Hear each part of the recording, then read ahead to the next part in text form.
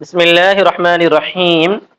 بات چل رہی تھی ایک مسئلے کے تعلق سے کہ اگر کسی آدمی نے کوئی دار یا حمام خریدا تو اس کی دو شکلیں ہوتی ہیں۔ ایسا مشترک خریدا تو وہ یہ بول کر کہ دار میں سے اس دار میں سے 10 ذراع خریدا، جو دار پورا کتنا ہے 100 ذراع کا ہے، یا یہ حمام جو ہے 100 ذراع کا ہے، اس میں سے 10 ذراع خریدا تو بیع فاسد ہو جاتی ہے۔ اور اگر یہ بولا کہ اس دار میں سے 10 حصے خریدا، کتنے 100 حصوں میں سے 10 حصے خریدا، تو اس وقت ابو حنیفہ رحمۃ اللہ علیہ فرماتے ہیں کہ بیع جائز ہو جاتی ہے۔ لیکن صاحبان فرماتے ہیں دونوں صورتیں جائز ہیں۔ 100 حصوں میں سے 10 حصے خریدا تب بھی جائز ہے، یا 100 گز میں سے 10 گز خریدا تب بھی جائز ہے۔ حصہ بولے بھی تو جائز ہے، متعین کر کے 10 گز بولے بھی تو جائز ہے، لیکن 10 گز مقرر کر کے بتایا نہیں، بلکہ 100 میں سے 10، وہ کہاں کے 10 سے نہیں معلوم، مگر 100 میں سے 10۔ لہما، ان دونوں حضرات کی دلیل کیا ہے؟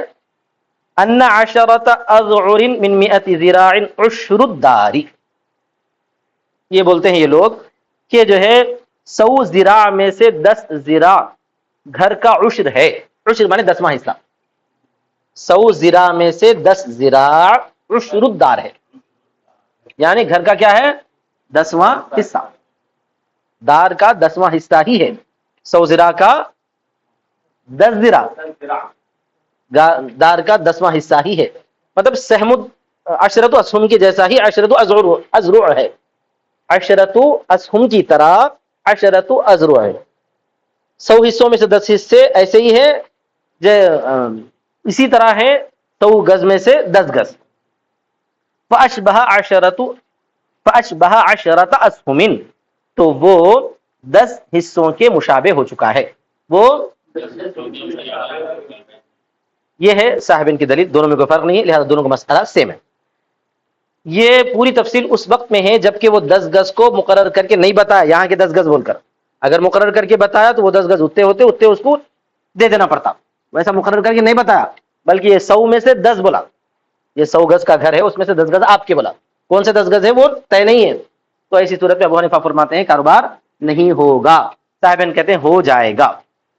تفصیل دیکھو، وَلَهُ، اور ابو حنیفہ کی دلیل یہ ہے کہ ان الذراع اسم لما يذرع به، ذراع در حقیقت اس ٹیپ کا نام ہے جس سے ناپا جاتا ہے۔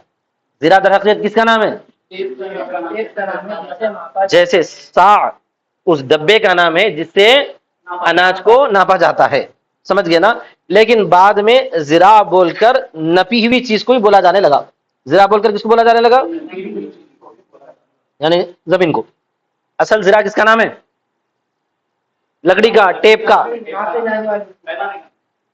ناپنے والی۔ ان ذراع اسم لما یذرع به، ذراع نام ہے اس چیز کا جس سے ناپا جاتا ہے۔ واستعیر لما یحلہ الذراع، لما یحلہ الذراع، اور مستعار لیا گیا ہے اس چیز کے لیے جس میں ذراع حلول کرتا ہے، حلول کرتا ہے مطلب جہاں ناپا جاتا ہے، اس کو پھر بعد میں مستعار لیا گیا ہے۔ مستعار لینے کا مطلب یہ مجازی طور پر استعمال کیا گیا ہے۔ ذراع کے اصل معنی تو وہ ٹیپ ہے، لیکن اب ذراع کس کو بولا جا رہا ہے؟ زمین کو بولا جا رہا ہے، یہ زمین 10 ذراع ہے، یہ زمین جو ہے 20 ذراع ہے، یہ زمین 100 ذراع ہے، اس طرح زمین کو کیا بولا جا رہا ہے؟ اس زمین کو کیا بولا جا رہا ہے؟ ذراع بولا جا رہا ہے۔ وَهُوَ الْمُعَيَّن دُونَ الْمُشَاع، اور وہ متعین ہے، مشاع نہیں ہے۔ میں بولا تھا نا شروع میں جزء شائع بولتے، جزء شائع بولتے کس کو؟ حصوں کو، اور اگر ذراع کا لفظ بولا گیا تو وہ جزء شائع میں نہیں آتا، ذراع بولا گیا تو جزء شائع میں نہیں آتا، حصہ بولا گیا تو جزء شائع میں آتا۔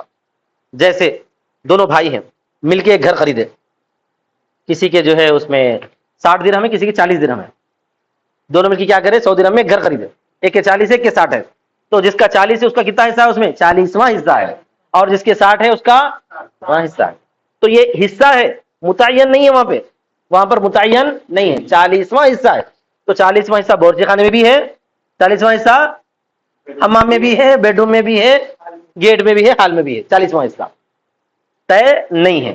طے اگر بول دے تو متعین ہو جاتا. اگر انہوں بولے کہ میرے 40 گز ہیں تو پھر وہ 40 گز بتانا پڑتا اس کے یہاں تک بول کے. یہ فرق ہے دونوں میں. 40 گز نہیں، 40واں حصہ. تو اس میں فرق رہتا.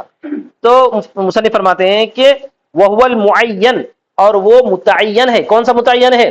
جہاں پر ذراع ناپا جاتا ہے وہ جگہ ہو گئی، وہ جگہ کیا ہو جاتی؟ پھر متعین ہو جاتی. متعین ہو تو پھر بتانا، طے کر کے بتانا کہ کہاں کی متعین ہے وہ. دون المشاع، شائع ہونے والی نہیں ہے. وذالک غیر معلوم، اور وہ معلوم نہیں ہے. متعین ہونے کے بعد بھی معلوم نہیں ہے. میں 10 ذراع دیا بول رہا، کہاں کا دیا نہیں معلوم، تو پھر جو ہے کاروبار نہیں ہوگا. کاروبار نہیں ہوگا. بخلاف السہم، برخلاف حصے کے، کیونکہ حصہ کیا رہتا ہے؟ مشاع رہتا ہے، پھیلا ہوا رہتا ہے، ہر جگہ حصہ رہتا ہے. آ رہا سمجھ میں تم لوگ کچھ تو بھی. ولا فرق عند ابي حنيفه بين ما اذا علم جملة الذرعان او لم يعلم، اور کوئی فرق نہیں ہے ابو حنیفہ کے پاس اس کے درمیان کی جبکہ وہ جان لے تمام ذراعوں کو یا نہ جانے. تمام ذراعوں کو کا بتایا یا نہ بتایا، دونوں صورتوں میں جائز نہیں ہے. مثلا کوئی آدمی یہ بولا کہ یہ پورا میرا گھر ہے، اس میں جو ہے 10 ذراع میں تم کو دے دیا. اب وہ پورے کتنے ذراع ہے نہیں بولا، پورے کتنے ذراع ہے نہیں بولا، تب بھی وہی حکم ہے.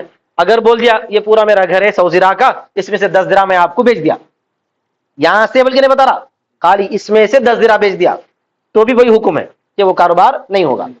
سمجھ میں آ گیا نا؟ کوئی فرق نہیں ابو حنیفہ کے پاس اس درمیان کے جبکہ وہ بتایا جملہ ذراعوں کو یا نہیں بتایا، وہ صحیح، یہی صحیح ہے. خلافا لما يقوله الخصاف، برخلاف وہ صورت کی جس کو خصاف نے کہا لبقاء الجہالت، جہالت کے باقی رہنے کی وجہ سے. یہ خلافاً کی دلیل نہیں ہے. یہ خصاف کیا بولتے ہیں؟ خصاف جو ہے ابو حنیفہ رحمۃ اللہ علیہ ہی کے ایک فقیہ ہیں، یعنی فقہ حنفی میں سے ایک ہے. انہوں یہ بتاتے ہیں کہ اگر تمام ذراعوں کا نام لے لیا تو بھی جائز ہونا چاہیے. کیا بولتے ہیں وہ؟ جائز ہونا چاہیے، بس اتنی سی بات بولتے ہیں. یہ لبقاء الجہالت دلیل ابو حنیفہ کی ہے، خصاف کی نہیں ہے. یہ خصاف کے قول کی نہیں ہے. اختلاف برخلاف اس کے جو خصاف کہتے ہیں. بات ختم ہو گئی. کیوں نہیں ہو سکتا ہے؟ اگرچہ کہ انہیں تمام ذراعوں کا نام لیا تب بھی نہیں ہو سکتا، کیونکہ جہالت باقی ہے. کیسے جہالت باقی ہے؟ کہ ان کی زمین کہاں سے ہے نہیں بتایا، ان کی زمین اس واسطے جہالت باقی ہے. وہ 10 گز یہاں کے بھی ہو سکتے ہیں، یہاں کے بھی ہو سکتے ہیں. اب سامنے والا بولتا نہیں میرے کو سامنے، وہ خریدار بولتا میرے کو سامنے کی دو، بیچنے والا بولتا نہیں میں پیچھے کی دیتا ہوں. پھر جھگڑا ہے نہیں ہے اس میں، جھگڑا جہالت کے باقی رہنے کی وجہ سے. لیکن یہ پوری تفصیل اسی وقت ہوگی جبکہ وہ بتایا نہیں. اگر وہ آ کے بتایا یہاں سے میں نے تم کو 10 ذراع دے دیا تو پھر کاروبار صحیح ہے، کوئی حرج کی بات نہیں رہتی ہے، کیونکہ متعین کر کے بتا دیا ہے. اب یہاں سے کچھ اور مسائل سنو، یہاں تک تو مسئلہ ختم ہو گیا. وَلَوِ اشْتَرَىٰ عِدْلًا، یہاں پر کسی کے پاس متن ہے کیا؟ نہیں ہے، کسی کے پاس بھی نہیں ہے، میرے پاس بھی نہیں. وَلَوِ اشْتَرَىٰ عِدْلًا، عِدْلًا وہ تو بنڈل، اور اگر خریدا بنڈل، کہیں کا بنڈل کپڑوں کا، عَلَىٰ أَنَّهُ عَشَرَةُ أَثْوَابٍ، اس پر کہ وہ 10 کپڑے ہیں. ایک بنڈل ہے، کئی کپڑے ہیں اس کے اندر، یہ بول کے خریدا کہ اس کے اندر 10 کپڑے ہیں. فَإِذَا هُوَ تِسْعَةٌ، تو اچانک وہ کتنے نکلے؟ 9 نکلے. او 11 یا 11 نکلے. فسد البیع، بے فاسد ہو جاتی ہے. بے کیوں؟ لجہالت المبیع او الثمن، مبیع یا ثمن کے جہالت کی وجہ سے. مبیع یا ثمن کی مبیع کی جہالت کیوں ہوتی ہے؟ کیونکہ مبیع کتنے وہاں پر 10 ہونا چاہیے، لیکن 10 نہیں ہے کتنے وہاں 9 ہے. تو مبیع مجہول ہو گئی نہیں مجہول ہو گئی؟ مجہول. یا جو ہے ثمن کی جہالت کی وجہ سے. ثمن کتنی ہونی چاہیے؟ ہاں ثمن قیمت الگ بیان نہیں کرا، ہر ایک کی الگ الگ قیمت ہے بول کر، ہر ایک کی الگ الگ قیمت ہے کر کے بیان نہیں کرا. بس اس میں اتنے کپڑے ہیں، یہ اتنی قیمت کا ہے، اتنی قیمت کا ہے. تو جب مبیع مجہول ہو گئی یا ثمن ہی مجہول ہوتا ہے. اگر ثمن مقرر نہیں کرا تو ثمن ہی مجہول ہوتا ہے. لیکن فرق آگے دیکھیے، وَلَوْ بَيَّنَ لِكُلِّ ثَوْبٍ ثَمَنًا جَازَ، اور اگر بیان کر دیا ہر کپڑے کی قیمت کو، ہر کپڑے کی قیمت کو، تو اس وقت میں جائز ہے. کیسے بیان کرا؟ کہ ہر ایک کپڑا جو ہے اتنے کا ہے، 1 درہم کا ہے، 2 درہم کا ہے یا 10 درہم کا ہے، تو اس وقت میں پھر کیا ہو جاتا ہے؟ جائز ہو جاتا ہے. کب جائز ہوتا ہے؟ فی فصل النقصان بقدرہ، نقصان کی صورت میں اس کے بقدر، نقصان کی صورت میں اس کے بقدر. نقصان کی صورت کا مطلب یہ کہ 10 کپڑے بتایا تھا اور یہ بولا کہ یہ 10 کپڑے ہیں، ہر کپڑا 10 درہم کا ہے، تو 9 نکلے، تو اس صورت میں جو ہے 9 کپڑوں میں کاروبار ہوا، 9 کپڑوں میں کاروبار ہوا. وَلَهُ الْخِيَارُ، اور اس کو اختیار رہے گا. اختیار کیوں رہے گا؟ اس لیے کہ اس نے 10 بولا تھا، 10 میں اس کی رضامندی تھی، اور وہاں پہ 9 نکلے ہیں، 9 نکلے ہیں، تو 9 میں رضامندی ہونا کوئی ضروری نہیں ہے. اس کو 10 کی ضرورت تھی، 10 کا ریکوائرمنٹ تھا، 9 ہی تھے، تو رضامندی کے برخلاف رہنے کی وجہ سے اختیار ہے. تو لینا چاہا تو انہیں 9 درہم میں 9 کپڑے لے لے گا، یا جو ہے چھوڑ دے گا، مرضی. ولم یجوز فی زیادتی، اور زیادتی میں جائز نہیں ہے. زیادتی میں جائز کیوں نہیں ہے؟ آپ بول سکتے تھے زیادتی میں بھی جو ہے ایک کپڑا اضافہ ہے اور 10 کے 10 انہیں لے سکتا، بول سکتے تھے، مگر جائز نہیں. کیوں جائز نہیں معلوم ہے؟ مبی مجھول ہے، کپڑا سب ایک جیسا نہ رہتا، الگ الگ رہتا ہے، کپڑا سب آیا سمجھ میں؟